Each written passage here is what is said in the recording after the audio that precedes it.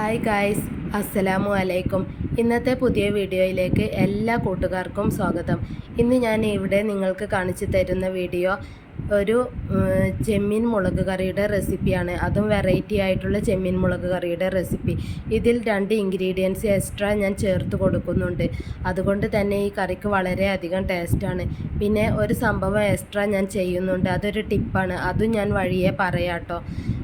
എങ്കിൽ ഇനി നമുക്ക് വീഡിയോയിലേക്ക് പോകാം. വീഡിയോ സ്കിപ്പ് ചെയ്യാതെ മുഴുവനായിട്ടും നിങ്ങൾ കാണണം കേട്ടോ, എന്നാലേ നിങ്ങൾക്ക് ഈ കറി മനസ്സിലാവുകയുള്ളൂ. ഇനി ഞാൻ കുറച്ച് ചെമ്മീനാണ് എടുത്തിട്ടുള്ളത്. ഇതിൻ്റെ തൊലിയൊക്കെ കളഞ്ഞ് കഴുകി വൃത്തിയാക്കിയ ഒരു പാത്രത്തിൽ എടുത്ത് വെച്ചതാണ്. വളരെ കുറച്ച് മാത്രം മതി. ഇനി ഒന്നാമത്തെ ഇൻഗ്രീഡിയൻസ് ഇതാണ്, വെള്ളരി. വെള്ളരി ഇതുപോലെ ചെറുതായിട്ടൊന്ന് നുറുക്കിയെടുക്കണം. ഒരു ചെറിയ കഷ്ണം മാത്രമാണ് വെള്ളരി ഞാനിപ്പോൾ എടുത്തിട്ടുള്ളത്. ഇനി രണ്ടാമത്തെ ഇൻഗ്രീഡിയൻസ് എന്താണെന്ന് ഞാൻ പറയാം. പച്ചമാങ്ങ അല്ല കേട്ടോ, ഇത് ചെനച്ച മാങ്ങയാണ്. ഇതിന് ചെനച്ച മാങ്ങ എന്നാണ് പറയുക. അതുപോലെ തന്നെ കരിമ്പഴുപ്പായ മാങ്ങ എന്നൊക്കെ പറയില്ലേ, അതായത് ഈ മാങ്ങയ്ക്ക് നേരിയ മധുരം ഉണ്ടാകും. ഇപ്പോൾ നിങ്ങൾക്ക് കാണുമ്പോൾ അറിയുന്നുണ്ടാകുമല്ലോ. ഇതുപോലെ ഒന്ന് ചെനച്ച മാങ്ങ തന്നെ എടുക്കണം, അതാണ് ഈ കറിക്ക് കൂടുതൽ ടേസ്റ്റ്. ഇതിന് പച്ചമാങ്ങ കറിയിൽ ചേർത്ത് കൊടുക്കരുത്. ഇതുപോലെ ചെനച്ച മാങ്ങ തന്നെ ചേർത്ത് കൊടുക്കണം. ഞാൻ ഉണ്ടാക്കുന്ന കറിയാണ് നിങ്ങൾ ചെയ്ത് നോക്കുന്നത് എന്നുണ്ടെങ്കിൽ ഞാൻ ചെയ്യുന്ന അതേപോലെ തന്നെ വീഡിയോ നോക്കി ഫോളോ ചെയ്താലേ നിങ്ങൾക്ക് ഈ കറിയുടെ ടേസ്റ്റ് കിട്ടുകയുള്ളൂ. ഇനി ഇതിൻ്റെ അണ്ടി ഞാൻ കളഞ്ഞിട്ടില്ല, അതും കറിയിലിടാൻ വേണ്ടി അങ്ങോട്ട് മാറ്റി വെച്ചിട്ടുണ്ട്. ഇനി വെള്ളരിയും ചെമ്മീനും ഒക്കെ വളരെ ചെറുതല്ലേ, അതുകൊണ്ട് തന്നെ ഈ മാങ്ങയും ഞാൻ ചെറുതായിട്ടൊന്ന് നുറുക്കിയെടുക്കുന്നുണ്ട്. ഈ മാങ്ങ എല്ലാം ഇനി ഇതുപോലെ ഒന്ന് ചെറുതായിട്ട് നുറുക്കിയെടുക്കാം. നുറുക്കിയെടുത്തത് എല്ലാം കൂടി ആ പാത്രത്തിലേക്ക് തന്നെ മാറ്റി വെക്കാവുന്നതാണ്. മൂന്നും കൂടി ഇതുപോലെ ഒരു പാത്രത്തിലിട്ട് നമുക്ക് മാറ്റി വെക്കാം. നല്ല ടേസ്റ്റായിട്ടുള്ള കറിയാണ് കേട്ടോ, തീർച്ചയായും ട്രൈ ചെയ്ത് നോക്കണം. അത്രയ്ക്ക് ടേസ്റ്റാണ് ഇത് കഴിക്കാൻ. മാങ്ങ ഇപ്പോൾ ഞാൻ വെറുതെ നുറുക്കുമ്പോൾ തന്നെ എടുത്ത് കഴിച്ചുകൊണ്ടിരിക്കുകയാണ് ഗൈസ്. ഇനി വേണ്ടത് പുളിയാണ്. ഒരു നാരങ്ങയുടെ വലുപ്പത്തിലുള്ള പുളി ചൂടുവെള്ളത്തിൽ കുതിരാൻ വേണ്ടി മാറ്റി വെച്ചതാണ്. ഇനി 2 ചെറിയ സവാളയാണ് എടുത്തിട്ടുള്ളത്. ഒരു തക്കാളിയും ഒരു 5 പച്ചമുളകോളമാണ് എടുത്തിട്ടുള്ളത്. ഇനി ഇവയെല്ലാം നീളത്തിലൊന്ന് ചെറുതായി കട്ടാക്കി എടുക്കാം, തക്കാളി വളരെ ചെറുതായിട്ടും. എന്നിട്ട് ഇതുപോലെ ആക്കി ഒന്ന് മാറ്റി വെക്കാവുന്നതാണ്. ഇനി മിക്സിൻ്റെ ജാറിലേക്ക് ഒരു മീഡിയം സൈസിലുള്ള സവാളയാണ് എടുത്തിട്ടുള്ളത്. അതൊന്ന് ഇതിലേക്ക് നുറുക്കിയിട്ട് കൊടുക്കാം. എൻ്റെ വീഡിയോ കാണുന്നവർക്ക് മനസ്സിലാകും, ഇതിന് മുമ്പിട്ട വീഡിയോ അതിലൊക്കെ ഞാൻ പറഞ്ഞിട്ടുണ്ട്. ഇങ്ങനെ ചെയ്യാൻ പോകുന്നത് കറിക്ക് കൂടുതൽ തിക്ക് കിട്ടാൻ വേണ്ടിയിട്ടാണ്. ഒത്തിരി ലൂസായിട്ടുള്ള മുളക് കറിയൊന്നും എനിക്കിഷ്ടമല്ല, തിക്കുള്ള മുളക് കറിയാണ് എനിക്കിഷ്ടം. ഇനി ഞാനൊരു ടിപ്പ് പറയാമെന്ന് പറഞ്ഞിട്ടില്ല, അത് ഇതാണ്. ഒരു ചെറിയ കഷ്ണം വെള്ളരിയാണ് കേട്ടോ, അതും കൂടി ഇനി ഈ മിക്സിൻ്റെ ജാറിലേക്ക് ചെറുതായിട്ടൊന്ന് നുറുക്കിയിട്ട് കൊടുക്കാം. എൻ്റെ കറിക്ക് കൂടുതൽ ടേസ്റ്റ് കിട്ടിയത് ഈ ഒരു ടിപ്പ് ഉപയോഗിച്ചത് കൊണ്ടാണ്. തീർച്ചയായും നിങ്ങൾ ഈ ഒരു ടിപ്പ് ഉപയോഗിക്കുകയാണെങ്കിൽ നിങ്ങൾക്കും ഇഷ്ടപ്പെടും. ഇനി വേണ്ടത് ഒരു 10 അല്ലിയോളം വെളുത്തുള്ളിയും ഒരു ചെറിയ കഷ്ണം ഇഞ്ചിയുമാണ് ഞാൻ എടുത്തിട്ടുള്ളത്. അതും ഈ മിക്സിൻ്റെ ജാറിലേക്ക് ചെറുതായി ഒന്ന് നുറുക്കിയിട്ട് കൊടുക്കാം. നിങ്ങൾക്ക് വേണമെങ്കിൽ ഇഞ്ചും വെളുത്തുള്ളിയും വേറെ ആക്കി ചെറുതായി നുറുക്കിയിട്ടും അങ്ങനെയും ഇട്ട് കൊടുക്കാം കേട്ടോ.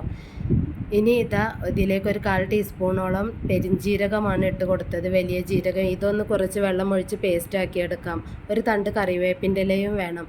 ഇനി ഒരു 8 അല്ലി ചെറിയ ഉള്ളിയാണ് ഞാൻ എടുത്തിട്ടുള്ളത്. അതും ഇതുപോലെ ഒന്ന് നുറുക്കിയിട്ട് കൊടുക്കാം. ഇത് കറി തൂമിക്കാൻ വേണ്ടിയിട്ടാണ്. കറി നമുക്ക് വേണമെന്നുണ്ടെങ്കിൽ അവസാനം തൂമിച്ചിട്ട് കറിയിലേക്ക് ഒഴിച്ചു കൊടുക്കാം. അതല്ല എന്നുണ്ടെങ്കിൽ ആദ്യം തൂമിച്ചിട്ട് കറി ഉണ്ടാക്കാം. എങ്ങനെ വേണമെങ്കിലും ചെയ്യാം, അത് ഓരോരുത്തരുടെ ഇഷ്ടമാണ്. ഞാൻ ചെയ്യുന്നത് പോലെ ഫോളോ ചെയ്ത് നിങ്ങളും ഉണ്ടാക്കുകയാണെങ്കിൽ ഏറ്റവും ബെറ്റർ ആയിരിക്കും. ഇനിയെല്ലാം ഇതുപോലെ ചെറുതായി ഒന്ന് നുറുക്കിയിട്ട് കൊടുക്കാം.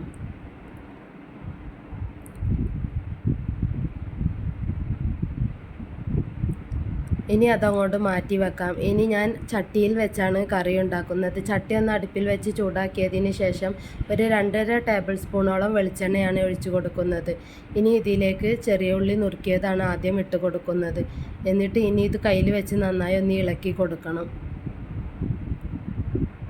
ഇതൊരു നേരിയ കളറ് ചേഞ്ച് ആകുന്ന സമയത്ത് തന്നെ ഇനി ഇതിലേക്ക് നീളത്തിൽ മുറിച്ച് വെച്ചിട്ടുള്ള വലിയ സവാളയില്ലേ, അത് ഇനി ഇതിലേക്ക് ചേർത്ത് കൊടുക്കാം.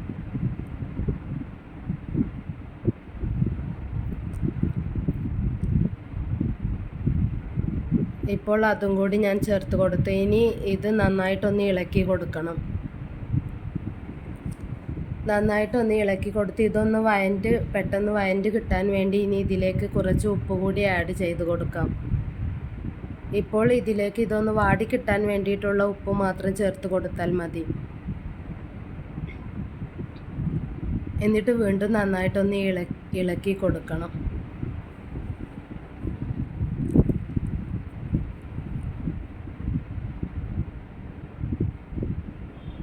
ഇനി ഇത് നന്നായി ഇളക്കി കൊടുത്തതിന് ശേഷം ഇനി ഇതിലേക്ക് കറിവേപ്പിൻ്റെ ഇല ചേർത്ത് കൊടുക്കാം. ഇപ്പോൾ നേരിയ കളർ ചേഞ്ചായി വരുന്നതേ ഉള്ളൂ, അത് കുഴപ്പമില്ല കേട്ടോ. ഇനി വേപ്പിൻ്റെ ഇല ചേർത്ത് കൊടുത്ത് വീണ്ടും നന്നായിട്ട് ഇളക്കി കൊടുക്കണം. ഒപ്പം തന്നെ ഇനി നമുക്ക് ഇതിലേക്ക് നുറുക്കി വെച്ച പച്ചമുളകും കൂടി ചേർത്ത് കൊടുക്കാം.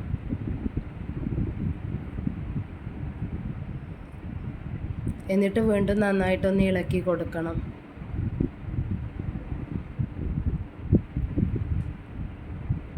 ഇനി ഇതിൻ്റെ കൂടെ തന്നെ നമുക്ക് നേരത്തെ മുറിച്ച് വെച്ചിട്ടുള്ള തക്കാളി ഉണ്ടല്ലോ, അത് ഞാൻ ചെറുതായിട്ടാണ് നുറുക്കിയെടുത്തിട്ടുള്ളത്.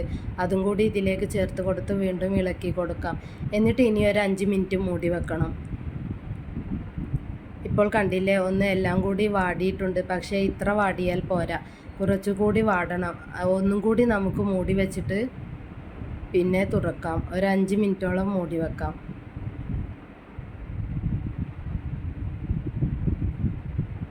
നല്ലോണം വാടണം എന്നൊന്നുമില്ല കേട്ടോ, എങ്ങനെ ആയാലും രസം തന്നെയാണ്. ഇപ്പോൾ കണ്ടില്ലേ, ഒന്നും കൂടി വാടി കിട്ടിയിട്ടുണ്ട്. ഇനി ഇതിലേക്ക് നേരത്തെ അടിച്ചു വെച്ചിട്ടുള്ള ആ ഒരു മിക്സില്ലേ, അതും കൂടി ഇതിലേക്ക് ചേർത്ത് കൊടുക്കാം. എന്നിട്ട് നന്നായിട്ടൊന്ന് ഇളക്കി കൊടുക്കണം. അതേ മിക്സിയിൽ തന്നെ കുറച്ച് വെള്ളം കൂടി ഒഴിച്ച് ചേർത്ത് കൊടുക്കാം. ഇനി ഇതിലേക്ക് പൊടികൾ ആഡ് ചെയ്യണം. കുറച്ച് പുളിവെള്ളം കൂടി ഞാൻ ചേർത്ത് കൊടുക്കുന്നുണ്ട്, കുറച്ച് മാത്രം. ഇനി ഇത് തിളക്കാൻ തുടങ്ങുന്ന സമയത്ത് ഇനി ഇതിലേക്ക് ഒരു 1/2 ടേബിൾ സ്പൂണോളം മഞ്ഞൾപ്പൊടി ചേർത്ത് കൊടുക്കാം. ഒപ്പം തന്നെ ഇനി ഇതിലേക്ക് ഒരു 2 ടേബിൾ സ്പൂണോളം മുളക് പൊടി ചേർത്ത് കൊടുക്കാം. മുളക് പൊടിയൊക്കെ നിങ്ങളുടെ എരിവിനനുസരിച്ച് ചേർത്ത് കൊടുത്തോളൂ. എന്നിട്ട് വീണ്ടും നന്നായിട്ടൊന്ന് ഇളക്കി കൊടുക്കണം. ഇനി ഇതിലേക്ക് ചെമ്മീൻ ഇട്ട് കൊടുക്കാം.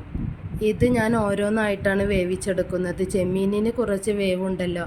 ആദ്യം ചെമ്മീൻ ഒന്ന് ഇട്ട് കൊടുത്തതിന് ശേഷം കുറച്ച് ഉപ്പും കൂടി ഇനി ചേർത്ത് കൊടുക്കുന്നുണ്ട്. പിന്നെ ആ മാങ്ങയുടെ അണ്ടിയും കൂടി ഞാൻ ഇതിലേക്ക് ചേർത്ത് കൊടുക്കുന്നുണ്ട്.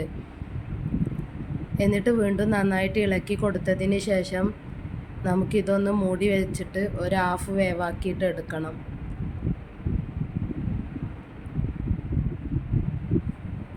ഉപ്പൊക്കെ ചേർത്ത് കൊടുക്കുമ്പോൾ നിങ്ങൾ ശ്രദ്ധിക്കണം കേട്ടോ, കൂടി പോകരുത്. ഇനി നേരത്തെ പിഴിഞ്ഞ് വെച്ചിട്ടുള്ള പുളിവെള്ളമില്ല, അതും കൂടി ഇനി ഇതിലേക്ക് ചേർത്ത് കൊടുക്കാം. ഇപ്പോൾ നിങ്ങൾക്ക് കാണുമ്പോൾ ഒത്തിരി വെള്ളമുള്ളതായിട്ട് തോന്നും, പക്ഷേ ഇനി ഇത് വെന്ത് കഴിയുമ്പോൾ നിങ്ങൾക്ക് കാണാം ഇതിലിട്ട് കൊടുക്കുന്ന ചെമ്മീനൊക്കെ ഒന്ന് വെന്ത് കിട്ടണ്ടേ. അപ്പോൾ ഇനി ഇതിലെ വെള്ളം വറ്റി വരാൻ തുടങ്ങും. ഇനി മൂടി വെച്ചിട്ട് തന്നെ ഇതൊന്ന് 1/2 വേവിൽ വേവിച്ചെടുക്കാം. ഓരോന്നായിട്ടും വേവിച്ചെടുക്കുന്നതായിരിക്കും കൂടുതൽ നല്ലത്. എല്ലാം കൂടി ഒരുമിച്ചിട്ട് വേവിക്കാൻ നിൽക്കണ്ട. ഇനിയിപ്പോൾ 1/2 വേവായി. ഇനി ഇതിലേക്ക് വെള്ളരി ചേർത്ത് കൊടുക്കാം. മാങ്ങ പെട്ടെന്ന് വെന്ത് കിട്ടുന്നതാണ്, നമുക്ക് മാങ്ങയും ഒത്തിരി വെന്ത് പോവരുത്. ഇനി ഈ വെള്ളരി 1/2 വേവാവുന്ന സമയം വരെ നമുക്കിതൊന്ന് നന്നായിട്ട് ഇളക്കി കൊടുത്ത് മൂടി വെച്ചിട്ട് തന്നെ വേവിച്ചെടുക്കണം.